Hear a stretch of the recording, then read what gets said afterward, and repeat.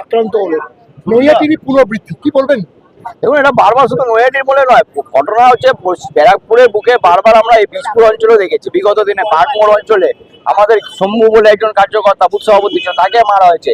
এরকম বারবার করে বীজপুর নৈহাটি অঞ্চলে সন্ত্রাসের পরিবেশ, বীজপুর নৈহাটি বলে না, পুরো ব্যারাকপুর লোকসভা জুড়ে একটা সন্ত্রাসের পরিবেশ সৃষ্টি হচ্ছে। এখানকার লোকসভা সাংসদ তিনি যখন নির্বাচনে দাঁড়িয়েছিলেন বলছেন আমরা গুন্ডামুক্ত সন্ত্রাসমুক্ত ব্যারাকপুর করতে চাই। আজকে ব্যারাকপুর সব থেকে বেশি সন্ত্রাসযুক্ত রাজনীতির সৃষ্টি হয়েছে। ব্যারাকপুরের বুকে প্রতিদিন নিত্য নতুন ভাবে কেউ না কেউ আক্রান্ত হচ্ছে, কেউ না কেউ মার্ডার হচ্ছে, কেউ না কেউ খুন হচ্ছে, কোনো না কোথাও জায়গায় বোম পাওয়া যাচ্ছে, কোথাও না কোথাও ডাকাতি হচ্ছে, কোথাও না কোথাও ধর্ষণ হচ্ছে। ব্যারাকপুর আজকে সন্ত্রাসের একদম মুক্তাঞ্চলে পরিণত হয়েছে এবং এর জন্য সম্পূর্ণ দায়ী তৃণমূল কংগ্রেস।